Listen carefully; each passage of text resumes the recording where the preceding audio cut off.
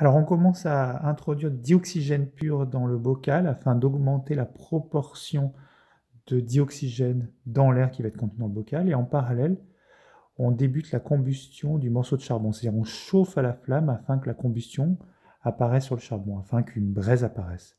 Dès que c'est le cas, on l'introduit rapidement dans le bocal et on s'aperçoit que la combustion qui était au départ très lente, il y avait juste une petite braise, devient très forte dans le bocal. Vous avez vu, on a vu des étincelles, on voit carrément actuellement des flammes, donc la combustion est fortement accélérée.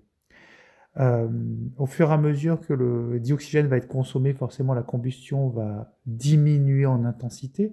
Il n'en reste pas moins que on s'aperçoit que là encore maintenant, alors qu'une partie de l'air a été consommée, du dioxygène pardon, a été consommé, la combustion est encore très forte. Ce qui implique que vraiment dans l'air, ce qui permet la combustion, c'est-à-dire ce qui fait office de comburant, ce n'est pas le diazote qui est en très grande proportion, qui est en plus grande proportion que le dioxygène, mais le dioxygène.